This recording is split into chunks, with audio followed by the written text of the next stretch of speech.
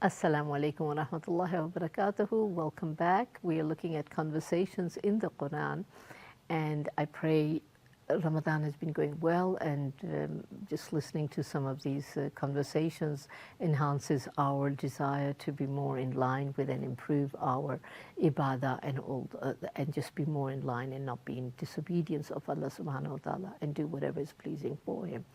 So Bismillah, salatu wa salam ala Rasulullah.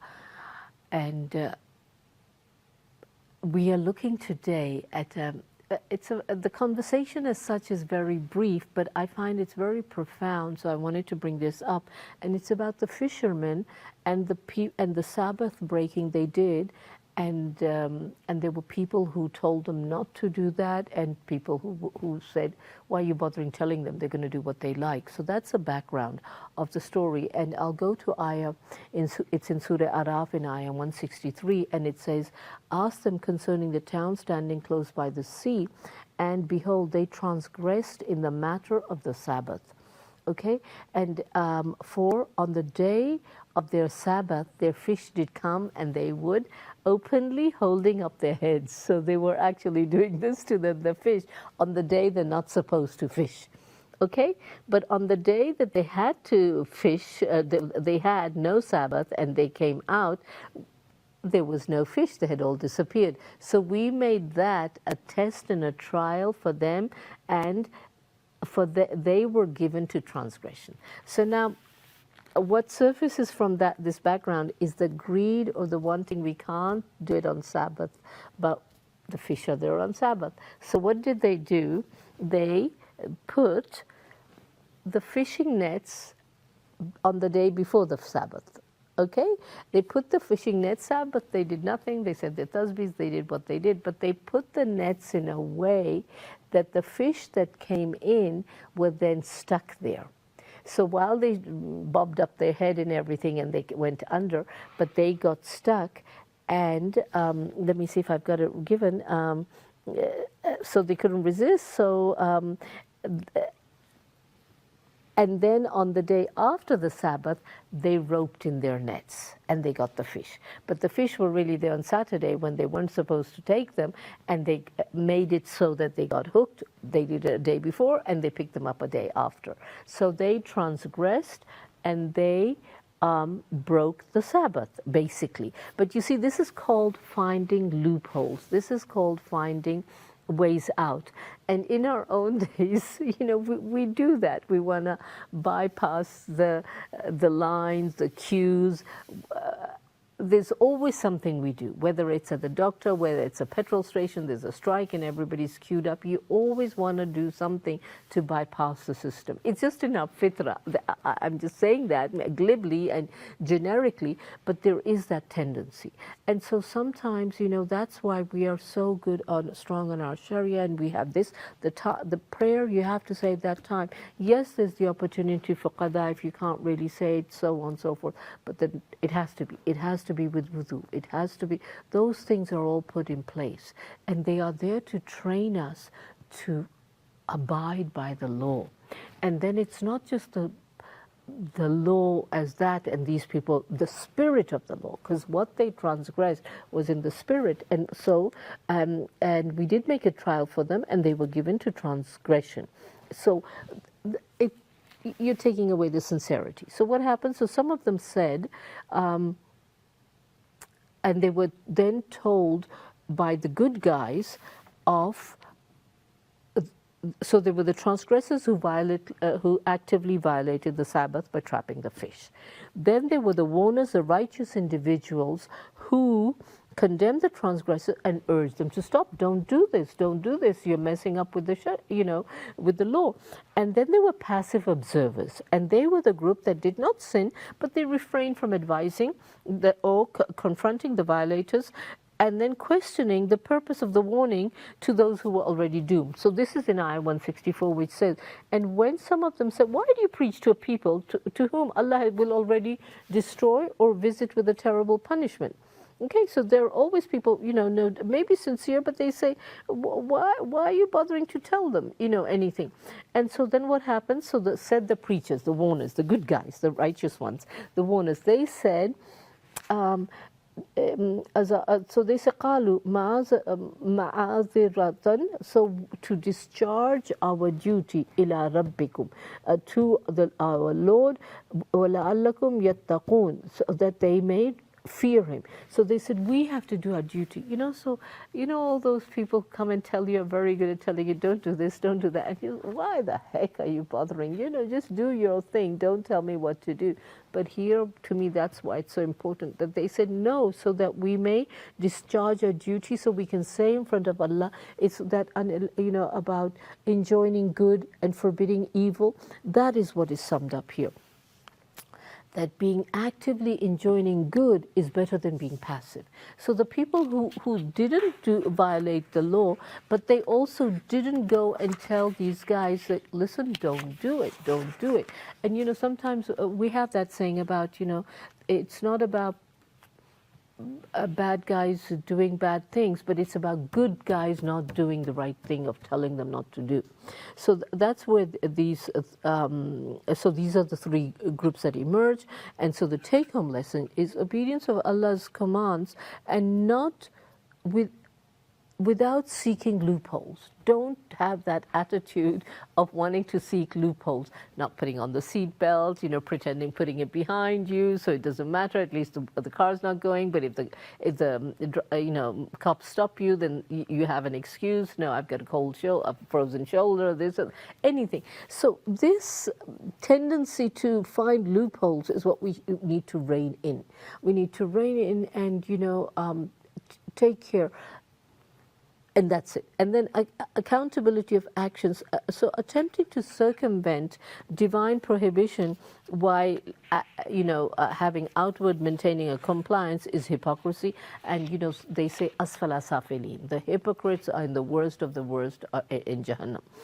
And then enjoining good and forbidding evil. So regardless to the outcome, whether the other person listens or not, but our duty is to say. So don't be worried about the problem. Oh, there were so many people. It's this likes. It's the social media likes. I posted such a nice post, and how many likes did I get? It's got nothing to do about the likes. Forget the likes. If you do it sincerely to put it out, and maybe one person, we had a beautiful facilitator, motivational speaker, and we always worry that he doesn't have enough people sitting there. He comes from so far and this and that. And he says, even if one person's life can change and improve, I will feel I'm, benefited somehow myself for my akhirah. So having this mob mentality, or having this idea of somehow that numbers matter. Yes, inshallah, the ummati is what our Rasulullah sallallahu alaihi wasallam said, and his ummat will be the largest at that level.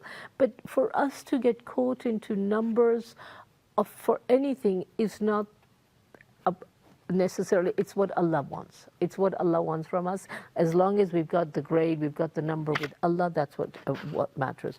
And tests of faith and patience, so they're also in such, temptations, and the steadfastness and the sincerity you need to have.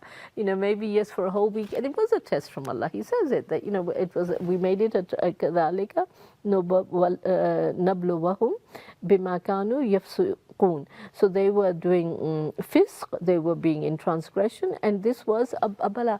And the beauty of, and I'm digressing really, but the word ibtila means opportunity for growth, and bala means calamity. So in your hardship of this test and trial, that the fish come when you cannot fish, then you say, Bismillah, Allah, that day you'll give us some vegetables to eat or something else. It was a fisherman town, they say. So bypass that. So sometimes things can emerge to you that, you were, and a wrong way of making money comes your way, but resist it. Resist it if you can. And the first recipient for me of all these finding loopholes is myself, of how wonderfully glee moment you have. Oh, I'm sure we can go the back road. I'm sure we can do this. That tendency, yes, for children or for little ones, you can say, okay, it's the imagination, they're seeing another way out. But for us to be on deen and fall into these traps is not appropriate at all. And And then the fact that Allah then says, for the insolence they transgressed all prohibition. This is in ayah 166. So we said to them, be you ape, kunu qiradatan khasi'in. So be you apes, despised and rejected. I'm not going to go into the, they were physically made apes for a few days and they died. What happened? There are all tafseers. Please go and check it out. But the beautiful one I liked of when I heard, they said, why was that animal used as an example? So they gave into whole nature of apes and what they do. They copy, they're greedy, they snatch. So that is why that example sort of fits in there. This is just an explanation of that. And then there are Ibn Kathir says that while it doesn't express, and I'm now looking at the fate of, they say some of the Mufassir say it's how long they did, but because it's a topic that I don't feel strong on being able to explain, I'll stay away from it. But for the passive ones on the Sabbath breaker, there's no detail in the Quran. But again, some scholars say that some were spared, some were not. And some, they say that they those who didn't warn against them, those who warned were explicitly saved, and those who were the wrongdoers weren't. But these passive people who said, why are you telling them? You know, let them be. That kind of fits in with the idea of also in the days of Qarun. First they're half envious, then they regret. So it's, Qurtubi says that the passive group arguing that it's a neglect of duty of advising others that in itself is a form of complicity. And that is what we do when we are passive and seeing what's happening in Gaza. We are enabling the oppressors to oppress more. So so some suggest that the passive group may have avoided the severe punishment of transformation, but they still have faced divine displeasure and indirect consequence as being indifferent to Allah's command. And so it's key of enjoining good, forbidding evil, not finding loopholes, and warning that passivity in the face of wrong can lead to spiritual consequences, and if it is not over, even if you're not directly punished for it, but no, we are collectively responsible for the wrongs that are happening. And when it says that ummah is a body, and if the one part of the body feels pain, the rest feels pain. So the non-complacency that we should encourage in ourselves for all the oppressed Muslims everywhere and wherever they are, and this continuous onslaught of Islamophobia, at whichever level that we can speak out, we need to be able to speak out. So in sum, just on these a few ayahs of this passage of the conversation is very little, but I did want to use it that this is what invariably happens. Some people are telling you, they said, don't tell her, let her be, let her. That's our attitude sometimes. And this takes us, and they said, no, we do it because so that we have with Allah, ma'aziratan, that we will be able to tell Allah that we did what we could within my framework, within I could. And so it's talking about group dynamics in society, what kind of people you have, and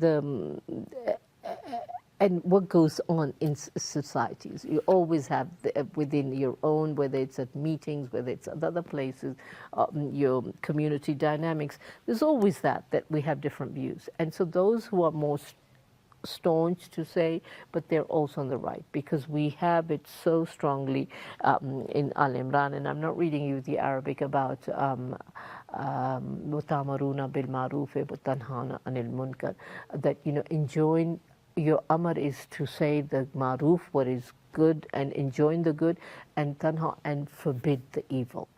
And you can link it to whichever area of you are at work, at home, at whichever non-wastage of water, non-wastage of other things. parking badly when you go to the masjid because you're in a rush, blocking other people. All those things need to be spoken up. I'm just looking within our small domain of being comfortable in our homes. What can we be doing? So with that, I'd like to end off and say Subhana rabbika rabbil izzati amma yasifun wa salamun al mursaleen walhamdulillahi rabbil alameen. I pray whatever's been said and heard was useful. Assalamu alaikum wa rahmatullahi wa barakatuh.